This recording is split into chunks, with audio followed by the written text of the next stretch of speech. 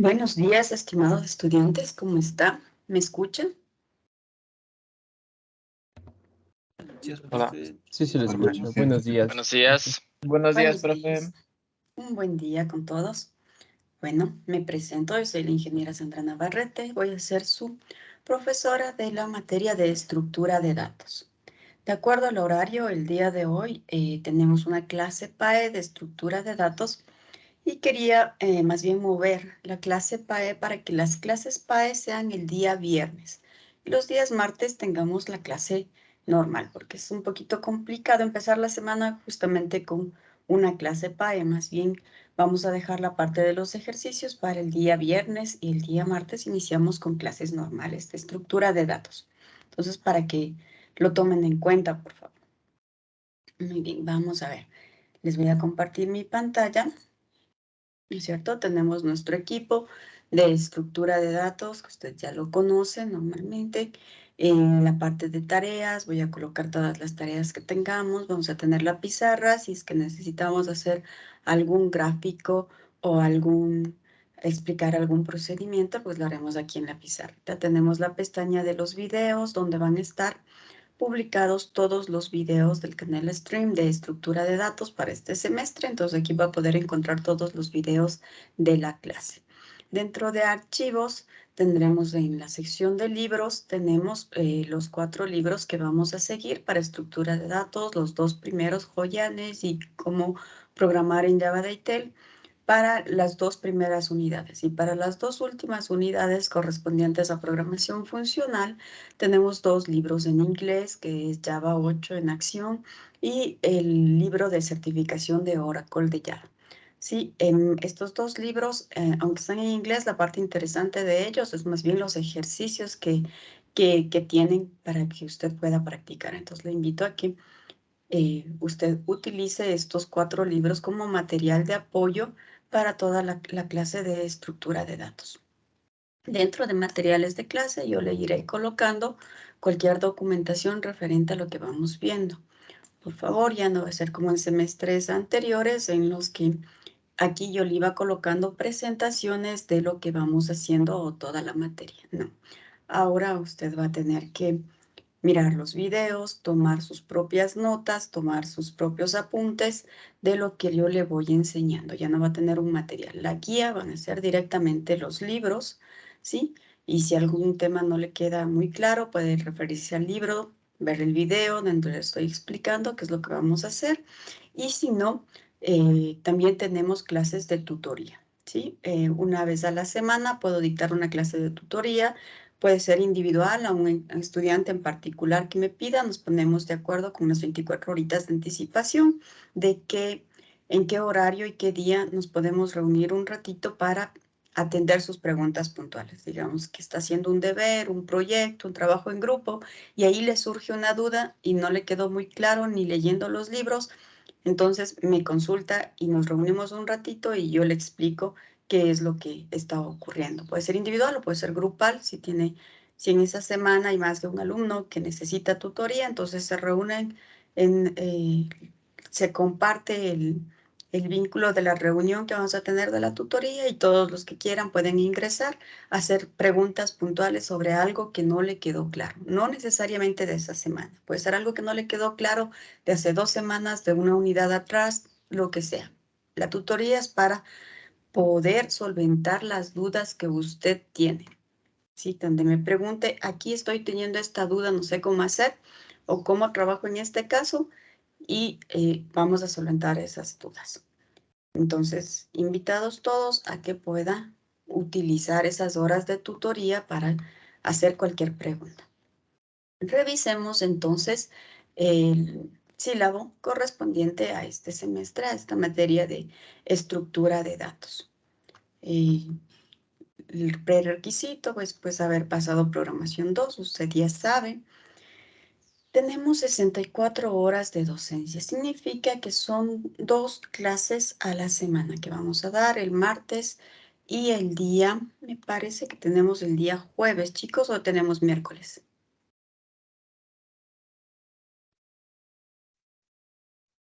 Miércoles. El martes, miércoles y viernes, sí. Correcto. Entonces, las 2 horas del componente de docencia los tomaremos el día martes y el día miércoles. Estas horas de práctica y experimentación, que son 32, son las horas PAE, serán movidas hacia el día viernes. El día viernes así completamos todas nuestras horas. En general, las horas PAE las vamos a dar online. Es decir, igualito como las clases normales nos reunimos, pero nos dedicamos a hacer más ejercicios. En algún momento podría ocurrirse que yo le deje poniendo un ejercicio para que lo haga de forma offline. Sí, vamos a trabajar en las dos modalidades, tanto como que yo le dejo un trabajito para que hagan esas 2 horas o nos reunimos de normal y de normal nos vamos a reunir y hacer ejercicios en clase. Solamente cuando surja algún tema, yo le avisaré con tiempo. Esta semana no tendremos clases PAE online, sino que van a ser asincrónicas, de forma que usted deberá estar pendiente de cuál es la tarea que le pongo a hacer y entregarla hasta el día viernes a la hora acordada. Bueno, como decíamos, tenemos horas de trabajo autónomo que usted debe realizar. Significa que tiene que dedicarse a investigar. Mire, casi la misma cantidad de horas que a la semana que yo le doy de clases, es la cantidad de horas destinadas para que usted haga investigación, para que haga ejercicios, para que haga tareas, ¿sí? Incluido la partecita de las tutorías, que como le digo, completamente abierta a la que sean tutorías individuales o grupales como usted necesite. Recordemos que este semestre, si bien las clases van a seguir siendo online, porque no existe en la universidad un aula tan grande para todos los alumnos. Por ejemplo, este semestre tenemos, bueno, al menos 3 de arriba, 59 alumnos, casi 60 alumnos, que son parte del aula. Entonces, no hay un laboratorio con computadores para 60 alumnos. Nuestros laboratorios como máximo tienen 20 computadores. Significaría que en cada computador tiene que estar así completamente ajustaditos, 3 alumnos por computador. Y nuestros laboratorios tampoco tienen la ventilación adecuada, que eso es una queja que ya hemos puesto todos los profesores para que se tome en cuenta qué hacer, tomen medidas para el siguiente semestre. No podemos continuar así porque el dar clases virtuales, los más perjudicados son ustedes. Es el estudiante el que más se perjudica, porque cuando estamos en un laboratorio, y vamos explicando alguna cosa y tiene que hacer un ejercicio, yo me paso viéndole a cada uno de ustedes, veo su carita, me está entendiendo, no me está entendiendo, tengo que ir más despacio, explico de nuevo otro ejercicio, porque su expresión me dice cómo está. Mientras que en las clases virtuales, solo yo hablando y 1 o 2 estudiantes habla, y el resto yo no tengo idea porque no le estoy viendo, porque no puedo ver lo que usted está haciendo en una clase presencial y yo me paro detrás de su computador, veo cómo está avanzando, vas por buen camino, esto es así, pero en la virtualidad eso se ha perdido por completo y los grandes perdedores son ustedes básicamente. Este semestre únicamente desde 7º a 9º están en presencial porque ya son cursos pequeñitos, la mayoría son de 15 alumnos para abajo. Entonces, ahí sí se puede dar las clases presenciales.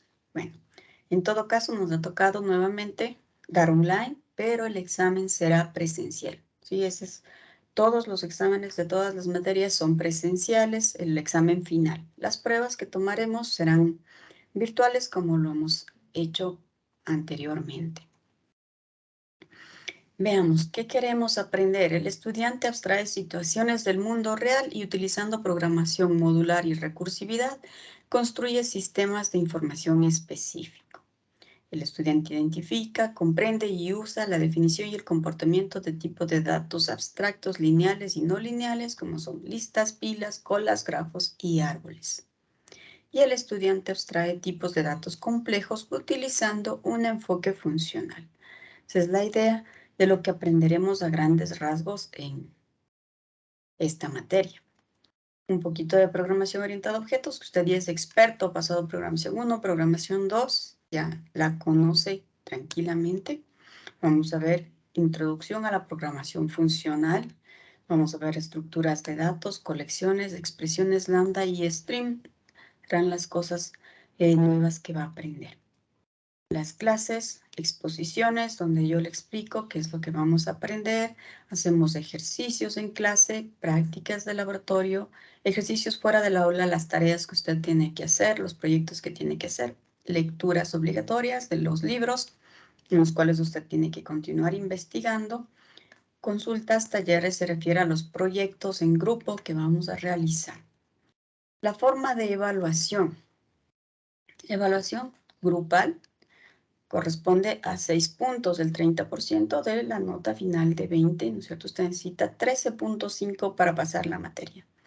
6 puntos usted los gana en trabajos grupales. Aproximadamente 2 o 3 trabajos grupales, dependiendo cómo nos vaya en el tiempo, son los trabajos que usted va a presentar. Ya sabe, el trabajo grupal, el 50% es el documento que usted sube con el código fuente, con la explicación de qué hace su proyecto, y el otro 50% es la defensa que tiene que realizar. Si usted no se presenta a la defensa por cualquier motivo, tiene 0. Pero como sabemos, siempre estoy abierta a que usted me explique con anticipación, si es que es posible, y me diga, por tales motivos no voy a poder asistir a la presentación en grupo, y quedamos de acuerdo en cuándo va a poder hacerlo. Así puedo inclusive mover la fecha de la presentación de su grupo para, si es que fuese algo puntual. Digamos que en cambio se le va la luz, se le va el internet, algo le pasó, alguna emergencia, y no pudo estar en la presentación y no me pudo avisar. Pues al siguiente día, al otro día, unos 2 días, avíseme qué fue lo que ocurrió y lleguemos a un acuerdo para que recupere esa nota. Si usted no me dice nada y después de 15 días, después de un mes, después, al finalizar el semestre, quiere pedir recuperación o que le ayude o que presente, ya es muy tarde, ¿sí? Las cosas tienen que ser en su momento si es que necesitara ayuda. Si no, pues ya tendrá su 0 en la presentación. Igualito, hay muchos alumnos que se quejan del trabajo en grupo porque dice, por culpa de algunos compañeros que no hacen, que no se presentan, que no vienen, no tenemos una buena nota o cosas así. Parte del trabajo en grupo es el poder convertirse en líder de alguna manera, el estar pendiente, el colaborar con sus compañeros, tener reuniones. No es solamente llegar al trabajo en grupo y decir, ¿quién hace esto? Tú haces esto, tú haces esto otro, y así, y dividirse y nos vemos para juntar todo. No funciona así. Le va a ir mal si es que trabaja así. Entonces debe reunirse constantemente, ir viendo los avances, ir viendo qué problemas tiene, ir revisando qué están haciendo cada compañero, qué problemas van a exponerle ahí, en dónde están, que no avanzan, algún tema particular, ir ayudándose entre todos, colaborándose entre todos, de forma que el proyecto grupal sea finalizado con éxito. Tampoco se trata de que un solo alumno, que se nota clarito cuando uno es el alumno que hizo todo y el resto colaboró haciendo el PDF y por ahí nada más. Entonces, esa no es la idea. En el trabajo, en su vida profesional como ingeniero, le va a tocar mucho trabajar en grupo, trabajar en equipo, ser líder del equipo, ser el responsable. Cuando usted es líder, cuando usted es jefe, es el responsable de todo su equipo. A usted le llaman la atención cuando el proyecto no se entrega a tiempo. No le llaman a cada uno de los analistas que trabajan con usted. A usted le llaman la atención. Usted es quien, si algún miembro de su equipo no está trabajando, no está rindiendo lo que debe, no sabe desenvolverse, le dice gracias, usted está despedido, que le vaya bien, necesito trabajar con alguien que rinda y trabaje como necesito. Lo mismo es en el trabajo en grupo. Si hay algún alumno que no está trabajando como debe, pues alguien tiene que decirme, tal persona no trabajó, otra persona tuvimos estos problemas, estos inconvenientes, y yo le pongo su respectivo cerito porque no se esté esforzando. Una cosa es que no se esté esforzando y no tiene ganas de hacerlo. Otra cosa es que alguien tenga problemas con alguna parte. Para eso están las tutorías. Si usted identifica que hay algo que no puede hacer, así sea del trabajo en grupo, pida una tutoría con tiempo y resolvemos el inconveniente, ¿sí? Y entonces, si es que esa persona no tiene ganas de trabajar, pues le ponemos su 0 respectivo y también le estamos diciendo gracias. A lo mejor usted no tiene lo que se necesita para ser un ingeniero en computación, ¿no es cierto? Y esa sería la manera. Así que queremos ingenieros en computación que sean excelentes para lo que es el desarrollo. Estructura de datos es una materia que fortalece sus habilidades como desarrollador, ¿sí? Dentro de su malla curricular va a tener otras materias que fortalezcan otras habilidades, ya no solo de desarrollo, pero esta exclusivamente, al igual que programación 1, programación 2, lo están formando como un desarrollador. El trabajo individual. 4 pruebitas de 1 punto cada una y 3 puntos para lo que es deberes, ¿no es cierto? Lecciones, todo eso estará aquí en el trabajo individual. Y finalmente los 7 puntos del examen final, que es una parte teórica, una parte práctica, presencial, ¿sí?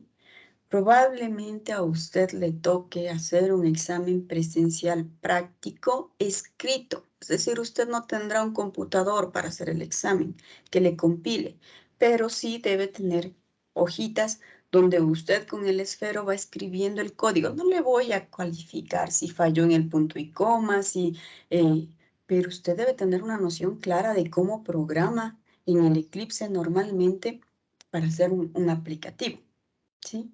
Entonces, mucho ojo con ese examen final práctico que va a estar bastante fuerte y es presencial. Ahí llamaremos reservaré unas 4 aulas para que tengan el espacio suficiente cada uno de ustedes. Pediré el apoyo de unos 4 profesores para que me ayuden a controlar que no copie. Entonces, así vamos a tomar el examen final. Preguntas acerca de la evaluación, chicos, algo que tenga dudas, algo que no le quede muy claro.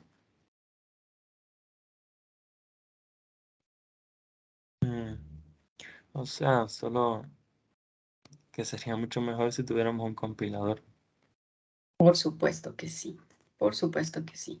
Indudable. Probablemente el práctico yo le ponga pedazos de código y le pida que muestre qué hace esa forma de código. Probablemente sea más práctico tomar un examen así. O un código muy puntual para pedirle cree un árbol que haga tal cosa, pero solamente el método insertar o algo así, donde usted me muestre. No, obviamente no va a ser pseudocódigo lo que quiero que ponga. Sí son instrucciones en Java, pero tampoco me voy a poner muy exigente en el que, esto si le compilamos esto no te funcionaría, aquí no hay un punto y coma, aquí te faltó tal cosa, cosas así, sino que más bien el sentido de crear las estructuras de datos sea, usted lo tenga claro, ¿sí? Bueno, ¿alguna otra duda? ¿No? Muy bien. Bueno, ya sabemos cuáles son los recursos bibliográficos que tendremos y veamos qué vamos a ver. En el primer mes aproximadamente vamos a ver una introducción a las estructuras de datos, ¿sí? Vamos a ver qué son las estructuras de datos, cómo vamos a representar los datos, tipos de datos abstractos, estos TDAs, y los tipos de estructuras que podemos crear. Vamos a ver cómo medir la eficiencia del software, porque de hecho, ¿para qué estudiamos las estructuras de datos? Estas estructuras de datos son estructuras donde vamos a almacenar información. Bueno, no información, almacenar datos. Entonces, estas estructuras, el conocer diferentes estructuras nos ayuda a hacer un software más eficiente. Entonces, ¿cómo medimos la eficiencia de un software? El manejo de memoria, la iteración versus la recursividad, ¿no es cierto? ¿En qué casos utilizo este concepto de recursividad, este concepto de iteración para crear software eficiente?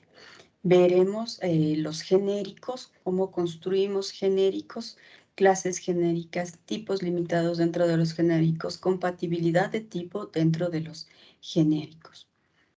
Veremos estructuras de datos basadas en arreglos, que usted ya conoce un poquito, son estructuras contiguas, operaciones con una lista lineal, abstracción de la lista lineal, ordenamiento de las listas, búsquedas sobre estas listas que vamos a realizar. Aquí tendremos una pequeñita prueba al finalizar esta unidad.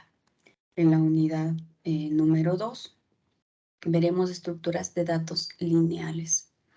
Dentro de las estructuras de datos lineales ya vamos a utilizar ya no arreglos, sino listas enlazadas simples, ¿sí? Y aquí ya crearemos, implementaremos mediante nodos, crearemos todas las operaciones básicas con las que se trabaja en una lista, ordenaremos y haremos búsquedas sobre esas listas. Crearemos estructuras de datos basadas en enlaces dobles, las listas doblemente enlazadas, las implementamos con nodos dobles, hacemos sus operaciones, ordenamiento y búsqueda dentro de las operaciones que debe tener esta estructura. Listas circulares con enlaces simples o con enlaces dobles. Utilizaremos uso especializado de las estructuras enlazadas. Las estructuras que hemos creado las haremos funcionar como pilas y crearemos operaciones como push, pop, pick y clear. Colas, sus operaciones add, remove, clear. Será lo que haremos dentro de la unidad número 2, que es una de las unidades más larguitas y más fuertes que tenemos. Luego tenemos estructuras de datos no lineales, también un poquito complejo. Tenemos el uso de grafos para los chicos que están repitiendo la materia. Esto es nuevo. El sílabo fue modificado, como se dará cuenta, se agregaron algunos temas adicionales y tenemos el uso de grafos que no habíamos visto en semestres anteriores. Este sí vamos a considerarlo, su definición, su representación y las diferentes operaciones. Y luego entraremos a lo que son los árboles, definición, árboles binarios, implementaremos árboles y tendremos algunas operaciones. Igualito los arreglos asociativos, su definición y las tablas Haji. Veremos cómo funciona. Tenemos una prueba al finalizar la unidad. Al finalizar cada unidad siempre hay una pruebita. Finalmente tenemos la unidad número 4, que es ya la programación funcional.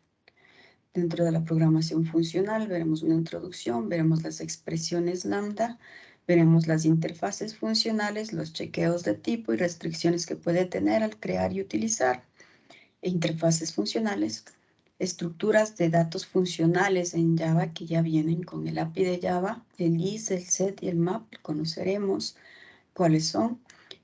Tenemos una introducción ya a los streams, trabajaremos con los streams haciendo operaciones de filtrado, mapeado, ordenado, búsqueda de reducción. Veremos la clase collectors, una introducción, vamos a coleccionar datos con streams, trabajaremos con reducir y resumir, particionar y agrupar dentro de todo lo que es collector, la interfaz collector, y veremos el procesamiento de datos paralelo y el performance que tiene el utilizar el collector. Una pruebita y el examen final. Tendremos un proyecto en el que aplicaremos programación funcional, es uno de los trabajos en grupo, será para aplicar todos estos conceptos de programación funcional. Y tendremos otro proyecto donde utilizaremos algunas de las estructuras que vamos a crear. Pueden ser las listas circulares, simples, dobles, una pila, una cola. Usted escogerá qué estructura quiere trabajar, un grafo, un árbol o un arreglo asociativo. Ese será el segundo proyecto, bueno, el primero, porque primero vamos a empezar con este, que es el que va a realizar. Son los dos proyectos del trabajo en grupo. No sé si por ahí un tercer trabajo en grupo se me ocurre hacer algo de investigación de la unidad número 1, que realmente a lo mejor los genéricos me puede dar un buen pie para crear un proyecto por aquí utilizando genéricos. Eso es lo que vamos a ver en este semestre de estructura de datos. No sé si tenga dudas, preguntas.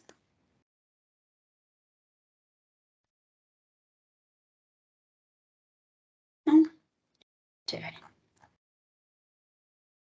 Muy bien, hasta ahí hemos llegado con todo lo que es nuestro sílabo. Podemos empezar entonces la clase si no tenemos más preguntas. Vamos a ver por dónde empezamos para no perder el tiempo. Vamos a ver. Vamos a trabajar en Eclipse con Java. Ese será nuestro ambiente de desarrollo. Y vamos a ver la introducción a las estructuras de datos. ¿Cómo representamos estos datos, los tipos de datos abstractos que son? ¿Estamos familiarizados con ellos? A lo mejor solo el nombre es lo que está un poquito confuso o nuevo. ¿Y qué tipos de estructuras tenemos? Veamos, vamos a pasarnos hacia la pizarrita y necesitamos, bueno, Usted ya sabe que parte de, bueno, la calificación, usted sabe que es sobre 20 puntos, ¿no es cierto? Ya hemos dicho cómo vamos a repartir y vamos a dar el 10% al 10% de los estudiantes. Punto adicional por participación en clase. Por preguntar, por contestar las preguntas, por colaborar, le vamos a ir poniendo un puntito y al final el 10%, si son 60, son 6 alumnos a los que les voy a dar un punto adicional. Es decir, imagínense lo que es un punto en el examen final, digamos que sean 100 preguntas. Y si el examen vale 7, ¿cuántas preguntas le estoy poniendo como bien si usted se gana este punto? Es un regalo, ese punto es importante. Ese punto es prácticamente una prueba que usted se sacó 0. Es como sacarse un 1 en esa prueba, ¿cierto? Es un punto adicional a todo. Le califico sobre 21, ni siquiera sobre 20. Entonces es importante ganarse ese puntito adicional, le va a ayudar muchísimo. Como usted ya sabe, una vez que damos el examen, una vez que vamos a dar el examen final, durante todo el semestre siempre estoy abierta a que conversemos. Ya sabe, las tareas, puede entregar tareas atrasadas hasta 8 o 15 días, le califico sobre 14, las tareas puntuales sobre 20. Si ya se han pasado de 2 semanas la tarea para entregar, a menos que tenga alguna situación particular grave por la que no pudo entregar la tarea a tiempo, le seguiré calificando sobre 14 si habla conmigo. Caso contrario, sobre 14, todas las tareas atrasadas le voy a calificar. Pero si ya una vez que llegamos al examen final, yo ya no vuelvo a conversar con los estudiantes, ya no les regalo un puntito, ya no hablamos, no hay tareas de recuperación, no hay otra oportunidad, nada de esas cosas. Entonces, durante todo el semestre debe trabajar. Y ya una vez que va a dar el examen, ya todo está escrito. La nota de su examen será la nota que le pasaré y ya no podemos hacer nada. Bueno. Empecemos nuestra clase entonces con las estructuras de datos. ¿Qué estructuras de datos para almacenamiento usted conoce? Que ya sabe de programación 1 y programación 2. ¿Usted ya revisó algunas estructuras de datos para almacenar? ¿Alguien? Son los arrays, por ejemplo. Los Correcto. vectores. Vamos alzando la manito para darle paso, porque si no, no les entiendo a todos hablando a la vez. Empecemos. Muy bien. Kevin, ¿qué me decías?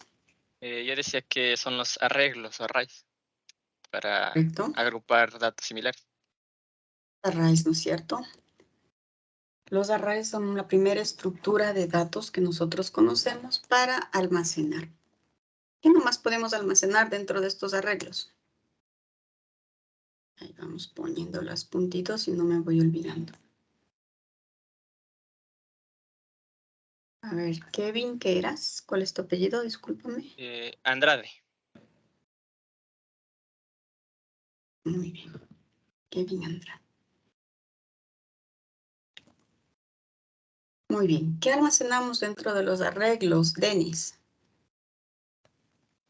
Pueden ser tipos de datos enteros, strings. Muy bien. Podemos almacenar primitivos, básicamente. Es la clase strings. ¿Qué más podemos almacenar?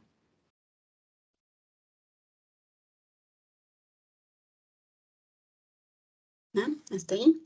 Héctor, ¿qué más podemos almacenar? Puede ser de cualquier tipo de dato, pero tiene que ser constante en toda la array, el mismo tipo. Ajá, todo el arreglo tiene el mismo tipo. Cualquier tipo de dato. Dime específicamente. Ya tenemos primitivos, tenemos... Sí, los primitivos string de referencia.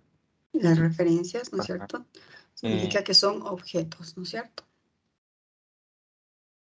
Enums, creo que también. Numeraciones. Muy bien. Básicamente nos vamos a quedar con estos objetos, ¿no es cierto?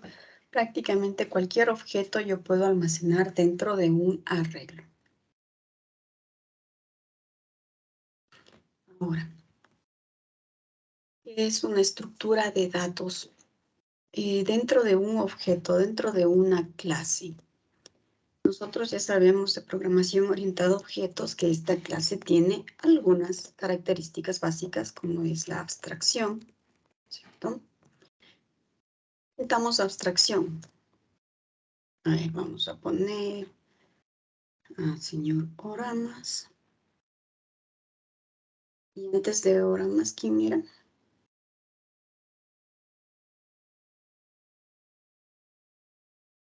¿No? Está bien. Vamos a ver. Señor Andino, ¿cuáles son las propiedades de la programación orientada a objetos que está basado en una clase? Por ahí decíamos abstracción. ¿Cómo implementa abstracción usted dentro de una clase?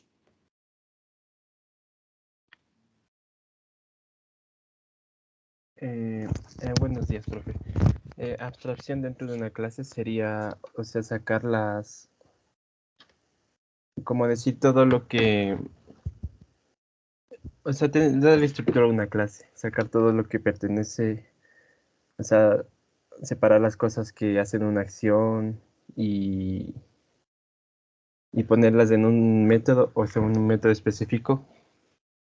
Muy bien, Sacar todas las acciones que haría una clase técnicamente, o sea, todo lo que podría hacer. muy bien. Casi, casi. Inge, de pronto Trujillo era el de que habló otra vez de la RAI sobre los objetos. Ya. Gracias. Bien, Sebastián, ¿cómo implementas encapsulamiento y abstracción en una clase? Ya, sí. La abstracción sería de traer como algún objeto o elementos del mundo real a la programación mediante sus particularidades, por ejemplo, los atributos, sus características, claro, y los métodos son sus funcionalidades y así. Ujú, Y hacerlo general, hacerlo para crear objetos. Y de muy allí el encapsulamiento es definir estos, ¿cómo se llama? Definir estos datos, o sea, estos métodos y atributos de, ¿cómo sería? De que sean manipulados, o sea, a través de alguna otra clase o que sean manipulados por algún otro usuario. Entonces, encapsulamiento es como ponerles privados a los atributos o también definir ciertas funcionalidades que sean más restrictivas. Eso. Muy bien. Sebastián, ¿cuál es tu apellido? Larcos.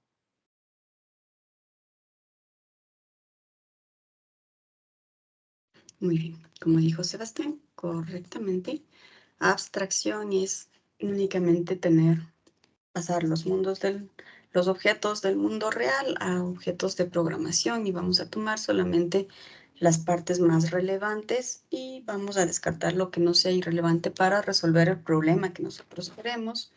Implementamos el encapsulamiento dando a nuestra clase lo que es estado a través de los atributos, que son quienes dan el estado de un objeto, y comportamiento a través de todos los métodos que tiene nuestra clase, ¿no es cierto? Parte del encapsulamiento o ocultamiento de información es utilizar los modificadores de acceso adecuadamente dentro de nuestra clase a nivel de clases, a nivel de atributos, a nivel de métodos. Tenemos también la herencia. ¿Para qué implementamos herencia, Kevin?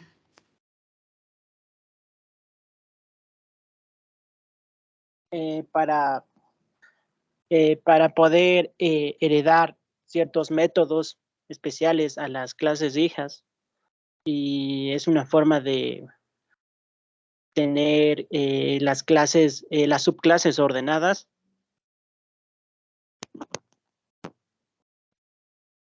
Muy bien, pues sí, parte de eso es, ¿no es cierto? Implementamos herencia sobre todo para evitar repetir código, ¿no es cierto? Para reutilizar el código, básicamente. Tenemos clases bases y clases más especializadas. Y las clases especializadas heredan todo el código de una clase padre, ¿no es cierto? Entonces, evitamos repetir código dentro de las clases. Y el polimorfismo. Jordi, ¿para qué implementamos o cómo implementamos polimorfismo dentro de las clases?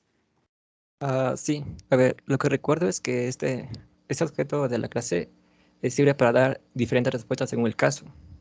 Es como que tú quieres escoger algo, pero tú puedes, ¿cómo es? Saber cuál quieres escoger, o sea, cuál respuesta tú quieres escoger según el caso que se dé. Algo así creo que era más o menos el polimorfismo. ¿Y cómo implementas? El polimorfismo es ¿cómo era? Ah, ya, eras el... No recuerdo, creo que el nombre de la clase. Ah, ya se me olvidó cómo era. Gracias. Héctor, ¿cómo implementas polimorfismo y qué es? El polimorfismo tiene que ver con la abstracción.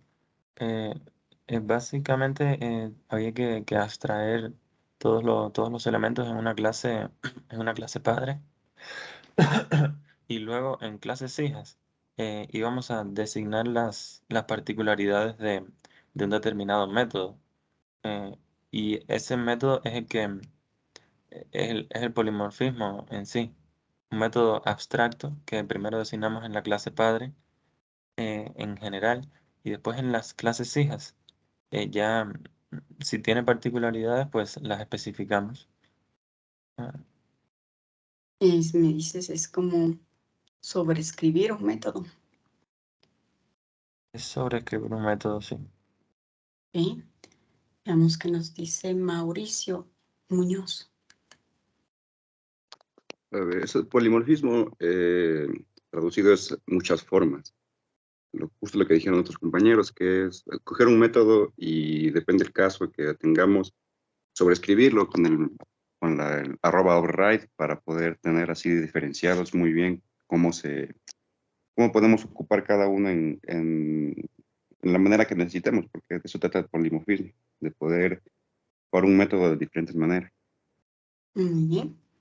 ¿Cierto? Puedo yo crear un método para insertar y el método insertar yo lo puedo llamar de diferentes maneras dependiendo de la clase en la que esté mezclando. Cuando ya mezclamos un poquito de lo que es la herencia y el polimorfismo junto.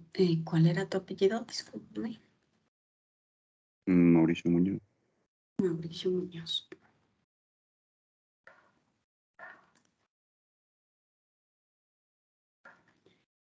Y entonces nosotros sabemos que dentro de los arreglos yo quiero guardar ya no solamente primitivos, sino que quiero guardar objetos. Dentro de los arreglos multidimensionales o bidimensionales yo puedo guardar objetos, pero ¿cómo se están almacenando estos arreglos en memoria? ¿Alguien que quiera dibujarme? Bolívar, ¿cómo se almacenan esos arreglos en memoria?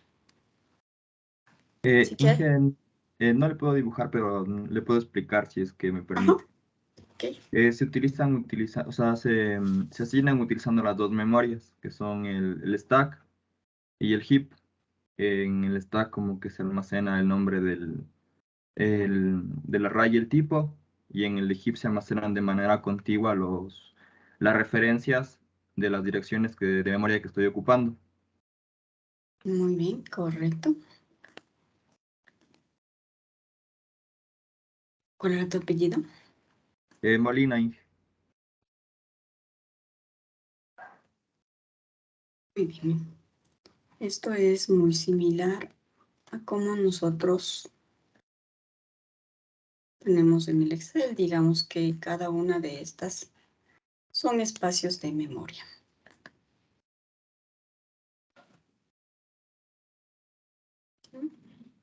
Estos son espacios de memoria que están continuos, uno a continuación del otro, ¿cierto? Y tenemos que todos están marcados como libres. Digamos que estos son nuestros espacios de memoria.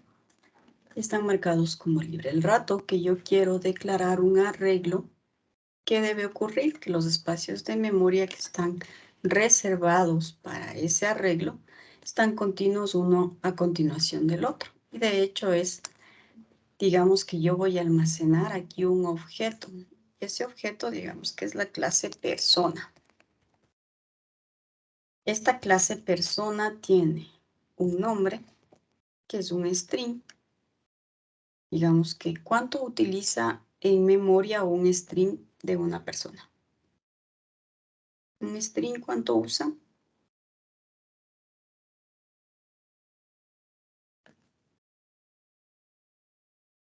¿Cuántos bits?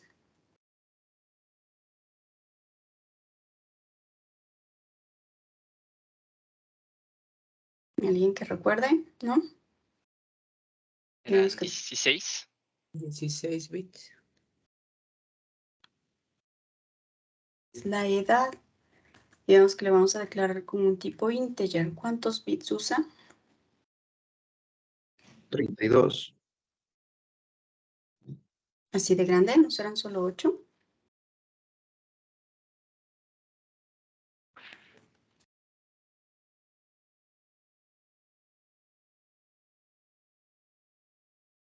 ¿4?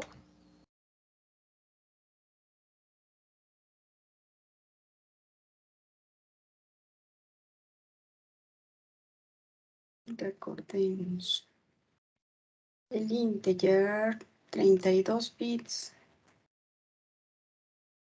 ¿Ya? No creamos los valores por defecto, no.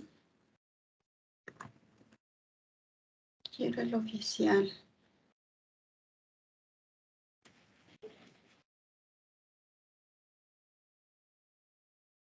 El oficial, ¿dónde está el de Oracle?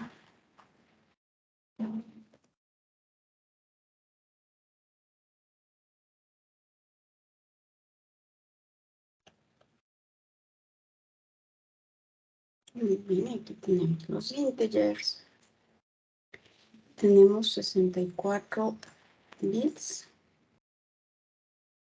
Bueno, dependiendo. En 32 o 64 bits, nosotros tenemos el integer 4 bytes que podemos utilizar.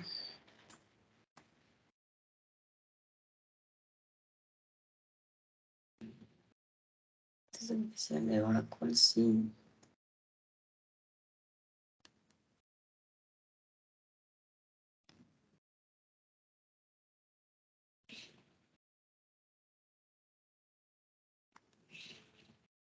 El integer 4 bytes, el de 64, 8 bytes. Dígame. ¿Sería importante aprendernos lo de los bits para esta materia? No. Lo que necesito es que aprenda el concepto que tenemos detrás. Es decir, digamos que el string le está utilizando 8 bits y la edad le está utilizando 8. Y digamos que también tiene puesto género como parte de los atributos de la clase. Y digamos que el género es un booleano y está usando 4 bits. Digamos que estos son el espacio de memoria que está usando. Esta es la clase persona. Estos son sus atributos y el espacio que va a utilizar un objeto cuando declaramos. Un objeto de la clase persona está utilizando finalmente 28 bits dentro de lo que es el espacio de memoria. Cada vez que usted declare un objeto de la clase persona, este es el tamaño de memoria que se va a reservar. Ahora, si yo voy a declarar un arreglo que va a almacenar objetos de la clase persona, significa que aquí Java va a reservar un tamaño de 28 bits, ¿cierto? 28 para este, 28 para este. Y es a través del índice, ¿cierto? Nosotros tenemos un índice. ¿Desde qué número empieza el índice? ¿Desde 0? Desde el 0. ¿Cierto? Tenemos ahí el índice dependiendo de cuántos objetos yo declaré. En este caso, declaré un array de 9.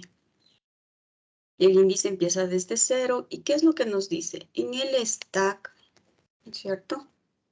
Dice, yo he declarado un arreglo. Digamos que por acá vamos a poner el código. Digamos, yo declaro un arreglo de personas, ¿sí? Y en el stack para la variable, digamos que se va a llamar lista, ¿no es cierto? Se ha asignado la dirección del espacio de memoria. Aquí está, digamos, un FF80, ¿sí? En el stack. La variable lista, que significa que en el programa yo declaré una variable de tipo persona igual a new, le decimos persona.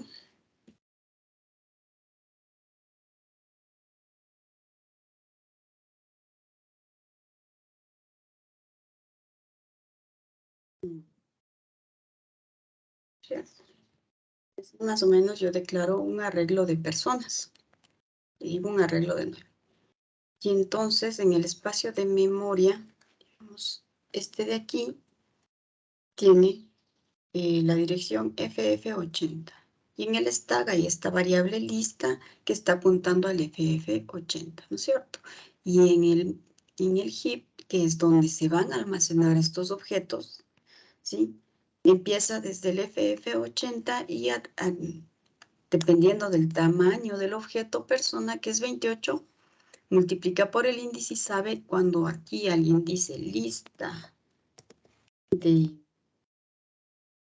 4, ¿no es cierto? Si yo digo en lista de 4, agregue el objeto llamado Pedro, ¿ya? Es una persona. En la lista de 4 va a poner un objeto llamado Pedro. Entonces, ¿cómo calcula en qué espacio de memoria debe colocar todo el objeto llamado Pedro que tiene 28 bits? Pues va y multiplica el índice por 4, ¿cierto? El espacio de memoria FF80, 4 por 28. Y va a calcular que en el lista de 4 aquí va a colocar a Pedro. Y Pedro tiene 28 bits. Ese es el tamaño. No sé si me hago entender de cómo funcionan los arreglos cuando guardamos objetos. ¿Me hago entender? ¿O quedamos confundidos? El FF80, eso representa a un número, a un integer. Representa una dirección de memoria del heap. ¿Sí? Recordemos que esto de aquí, esto es el heap. Digamos que el heap, como es un espacio de memoria, cada bloquecito de estos, los amarillos y los verdes, están marcados. El sistema operativo se encarga de marcarlos con una numeración. Y yo estoy representando esa numeración con el FF80. Internamente, digamos que Java y el sistema operativo le llama FF80. Este es FF81. Son números mucho más largos dependiendo de su sistema operativo, dependiendo de si tiene 32 o 64 bits, pero aquí lo que queremos es representar que el sistema operativo a cada espacio de memoria lo tiene marcado con una dirección, ¿sí? Esta es la dirección, ¿ya? Ahora, cuando nosotros declaramos un arreglo en el stack, dice el objeto lista va a estar apuntando a una dirección en el heap que empieza en el FF80. Pese a que lista es un arreglo de 9 espacios, ¿cierto? Por eso tenemos el índice. ¿Por qué en el heap se tiene que reservar este espacio de memoria continuo si solo en el stack tenemos un puntero hacia donde empieza, justo hacia FF80? ¿Y cómo podemos acceder a lista 4, a este espacio de memoria para colocar un objeto ahí o para modificar ese objeto o para retirarlo de ese espacio de memoria? Y nosotros cuando programamos simplemente ponemos en lista de 4, asigne Pedro, por ejemplo. Entonces, ¿cómo internamente Java calcula cuál es la dirección en la que estaba Pedro, que es la FF84 le tocaría?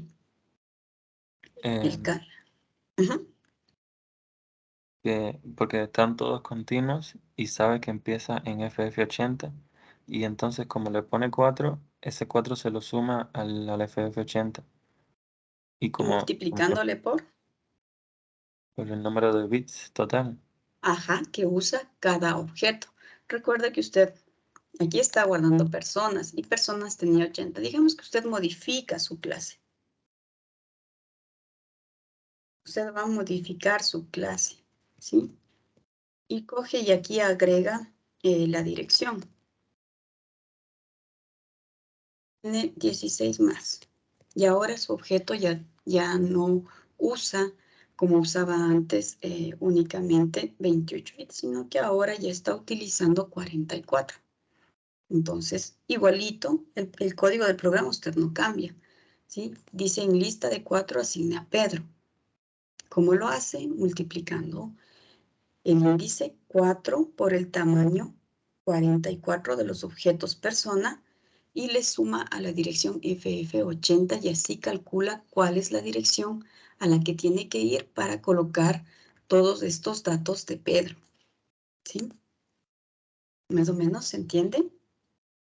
No entiendo por qué le multiplica. O sea, si hay solo 4 espacios, entonces ¿por qué lo multiplica por el número total de bits? Ya. Hagamos un ejercicio más simple para que sea más fácil de dibujar. Digamos que el nombre usa 4 bits y la edad usa 4 bits, ¿ya?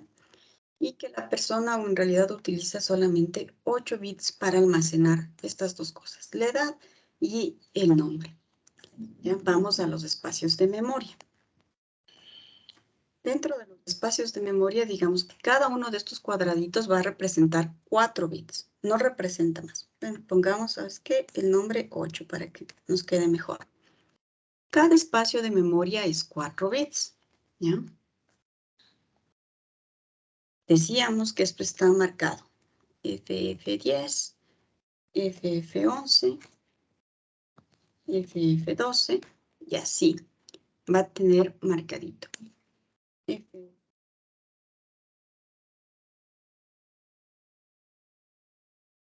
F15. ¿Ya? Los índices de aquí. Digamos que únicamente en nuestro heap tenemos marcados estos espacios de memoria y los tiene marcados como que están libres. Cada uno de estos es 4 bits. Solamente 4 bits ahí. ¿Sí? Si tú quieres declarar, digamos que coges y dices Pedro de tipo persona, Pedro igual new persona, ¿ya? Cuando declaras este Pedro new persona, en el stack obviamente se crea una variable Pedro y va a apuntar a una dirección de memoria del heap, ¿no es cierto? Dice Pedro, ¿dónde se va a almacenar? Va a empezar FF10, ahí va a estar Pedro. ¿Cuánto de espacio de memoria va a reservar? Pues 12, porque 12 es lo que utiliza Pedro. 8 en su nombre y 4 en su edad. Si estos eran 4, Pedro está utilizando todos estos espacios de memoria. Aquí tiene, estos dos utilizará para colocar el nombre de Pedro y este utilizará para colocar la edad de Pedro. Entonces, un objeto de tipo persona se está utilizando todo este espacio de memoria para almacenarlo. Hasta ahí claro, ¿no es cierto? Hasta ahí sí. Ya. Ahora, ¿qué ocurre cuando yo declaro este arreglo de personas de 9 posiciones? Pongámosle un poquito más chiquito. Solo un arreglo de personas de 2 posiciones, vamos a decirle. ¿Sí? Y quiero esta lista. Esta lista, el rato que yo ejecuto esta instrucción, se tiene que reservar el espacio de memoria para 2 personas, ¿sí? Y Java va a buscar que sean 2 espacios de memoria continuos, por el hecho de que es un arreglo.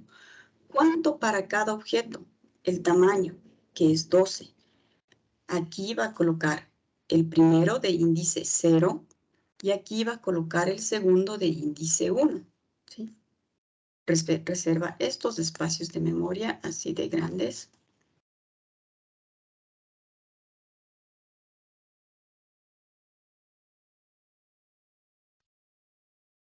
Listo. Ahí tenemos reservado el espacio de memoria para esta lista. Dentro de la lista aquí en el índice 0, vamos a ponerle así, en el índice 0, ¿no es cierto? Y aquí vamos a tener el índice 1, la lista, para que almacene 2 objetos de tipo persona y cada uno usa 12, ¿ya? Ahora, ¿cómo calculamos el lista de 1?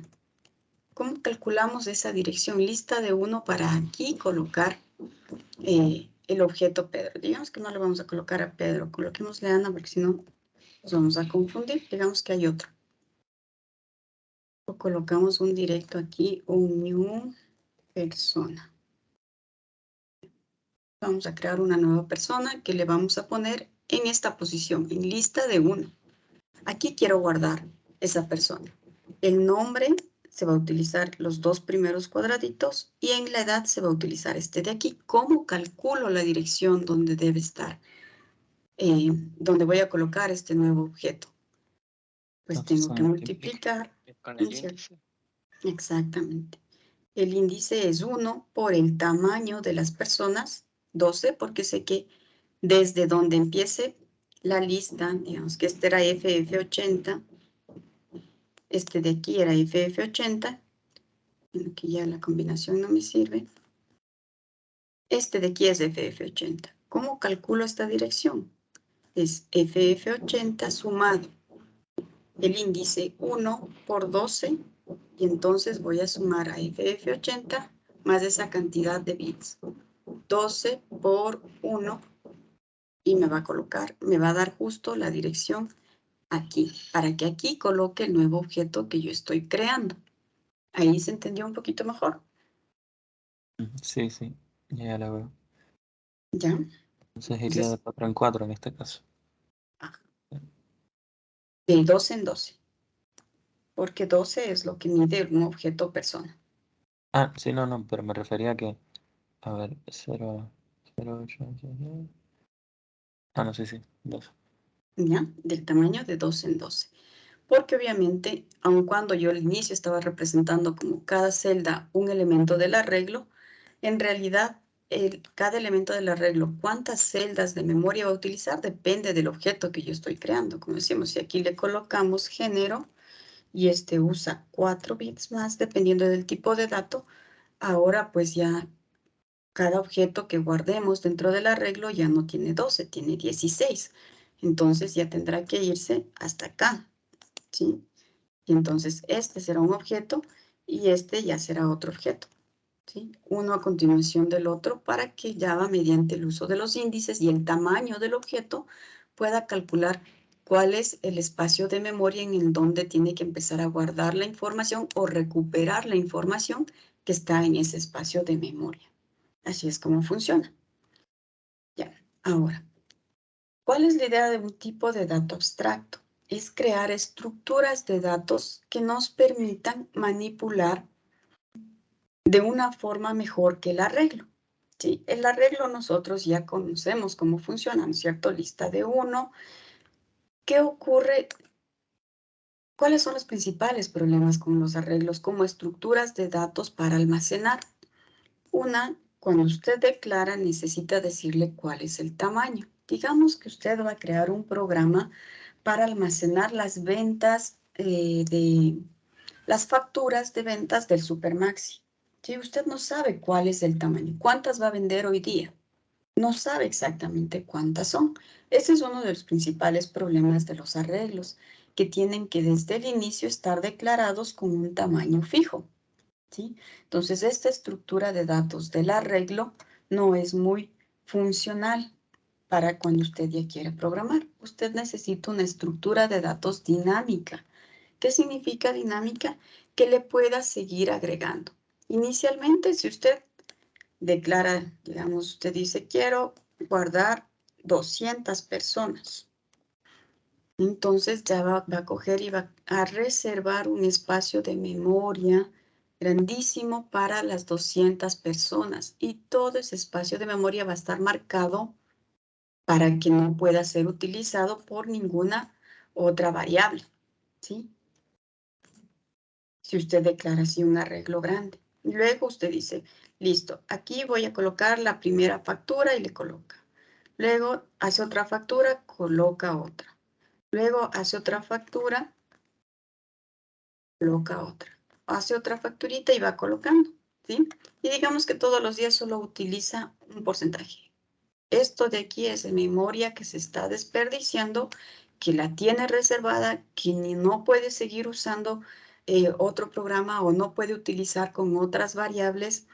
Y si reserva algo muy grande, le puede dar un overflow porque ya no le va a permitir reservar más espacio de memoria, ¿no es cierto? O en todo caso, como ahora la memoria de los computadores es tan grande, en todo caso lo que está haciendo es desperdiciando espacio de memoria. O peor, digamos que usted reserva 200 y ya se llena con todas las facturas y quiere la factura 201, a la cual ya no reservó un espacio de memoria para almacenarla. Entonces su programa va a tener esa limitación. Solo puedo reservar 200. Entonces, por eso los arreglos no son muy funcionales para utilizar. Y la idea es que creemos estructuras de datos que yo no tenga que reservar todo este espacio de memoria y marcarlo desde el inicio, sino que conforme yo vaya usando, voy vendiendo, voy creando una nueva factura, voy reservando ahí recién el espacio de memoria. Y luego voy juntándole, mientras de forma dinámica voy creando otra facturita y se va reservando el siguiente espacio de memoria y voy almacenando de forma dinámica. Eso es lo que queremos hacer, ¿sí? Y las listas, por ejemplo, yo digo en la lista de 3, pero ¿cómo hago una búsqueda? Supongamos que usted tiene aquí, vamos a colocar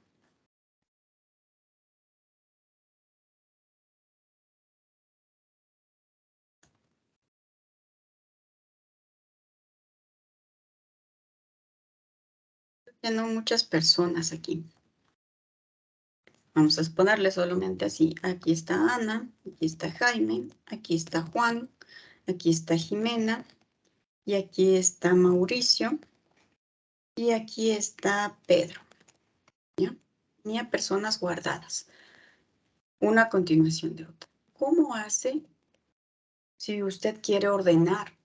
Ordenemos esta estructura. Esto es un arreglo, ¿sí? Ordenamos los datos de este arreglo. ¿Cómo se le ocurre que podría ser para ordenar? Alfabéticamente, tal vez. Ajá, alfabéticamente usted dice Ana. De hecho, el método de la burbuja funciona así, ¿no es cierto? Nos dice, el primero tomamos Ana y luego vamos a buscar cuál le sigue. Desde aquí hasta el final. Jaime es menor que Ana. No, vaya con el siguiente. Pedro es menor que Ana. Juan es menor que Ana, sí. Y entonces va a determinar que el siguiente que va a ir en este caso es Jaime. No le mueve. Pedro. Vamos a buscar, ¿es Juan menor que Pedro? Sí, entonces tiene que intercambiarlos. Pedro tendrá que mover a un espacio de memoria temporal del mismo tamaño.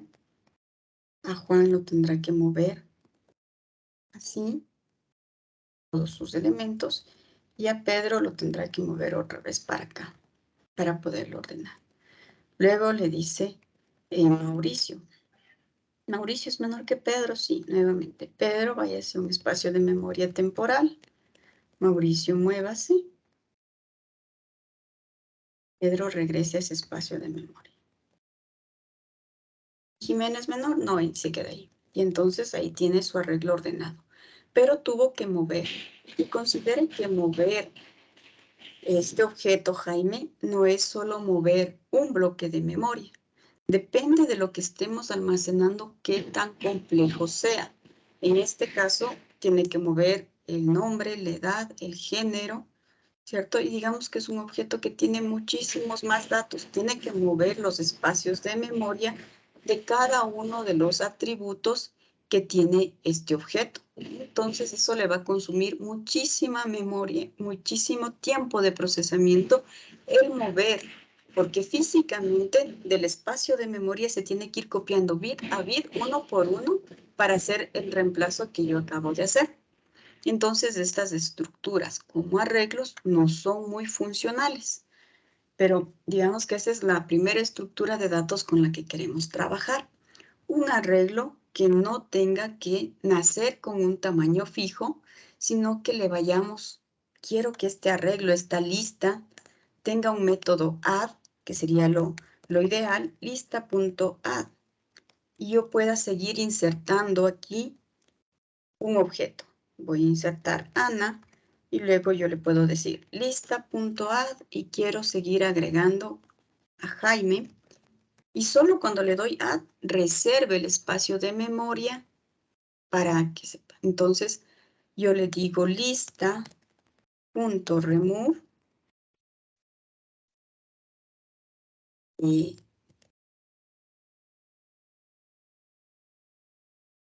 yo quiero que sepa remover cuál es Jaime. Entonces, este add y este remove, ¿no es cierto? Yo le puedo decir lista.sort para que le ordene. Son métodos que yo quiero crear de mi estructura de datos para que se haga más funcional, ¿sí?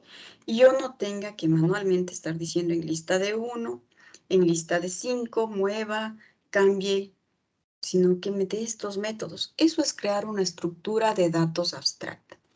Crear una estructura que permita reservar la memoria, o sea, debe ser eficiente nuestra estructura de datos. No va a reservar el espacio de memoria desde el inicio, sino que va a únicamente colocar un puntero en el stack de la lista donde va a empezar. Y conforme le dice add un elemento, va reservando el espacio. Agrega otro elemento y va reservando. Pero para mí, como programador, me queda transparente. Yo no le digo en la posición 1, en la posición 5, en la posición 10. Yo solo le digo add y él le sigue agregando. Le digo remove Jaime y va a ir y va a remover este objeto. Va a liberar este espacio de memoria. Donde estaba Jaime, va a quedar liberado. Como es una estructura de datos que tiene que ir continuo, cuando yo hago el remove de Jaime, por ejemplo, debería moverse todo esto así.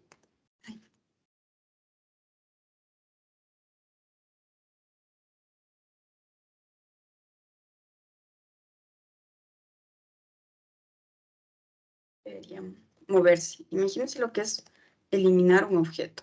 Y estos se marcan como libres para que cualquier programa pueda usar. ¿Sí? Usted le dice remove Mauricio.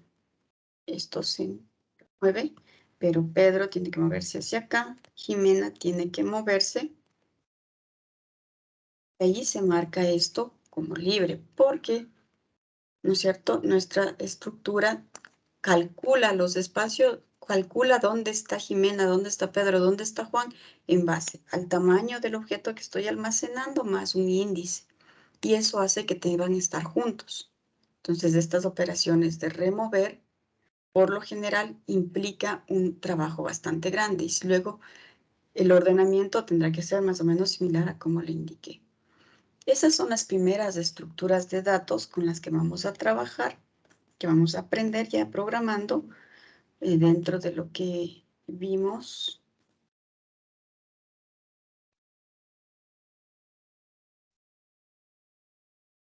De nuestro TD. Comprender qué son estas estructuras de datos, ¿sí? Donde vamos a almacenar objetos, en general referencias, ¿sí? Cómo representamos los datos, cuánto espacio de memoria utiliza mediante las clases, ¿no es cierto? Y estos tipos de datos abstractos que son las clases que queremos crear y los tipos de estructura que podemos tener. Estas TDA es justamente esta lista que yo estoy diciendo aquí, lista add y remove, lista.sort. Este es el TDA, la estructura de datos abstracta, que yo pueda almacenar dentro un objeto y pueda tener métodos como el add o como el remove o como el sort. Quiero tener un lista.print para que me imprima todos los elementos que tiene dentro. Un lista.find para buscar el elemento Ana, por ejemplo. ¿Sí? Podría yo también decir un lista.find, pero para buscar en cambio el de la segunda posición y que me devuelva aquí en Ana, que me devuelva el elemento que está en la segunda posición. ¿Sí? Yo quiero crear una estructura de datos con estos métodos. Esa es la estructura de datos abstracta, que tenga los métodos agregar, remover, ordenar, imprimir, buscar por cualquier criterio. Eso es una estructura de datos abstracta. Finalmente, ¿por qué se va a llamar abstracta? Porque lo ideal es que esta estructura de datos, yo ahorita estoy diciendo que quiero guardar personas, pero quiero que la misma estructura de datos me sirva para guardar autos, me sirva para guardar facturas, me sirva para guardar productos. Por eso es abstracta, porque la queremos crear de una forma genérica, que pueda almacenar cualquier tipo de datos y funciona igualito. El add va agregando al final un nuevo elemento, el remove quita ese elemento, el sort ordena, el print imprime todos los elementos que tiene, el find busca un elemento dentro de esa estructura. ¿Se entiende lo que queremos crear como una estructura de datos abstracta? Ajá, sí. Sí, profe. Listo, chicos. Ahí nos vamos a quedar para el día de mañana. Empezar ya a hacerlo desde el Eclipse. Y crear nuestra primera estructura de datos abstracta basada en arreglos, que es la primera forma.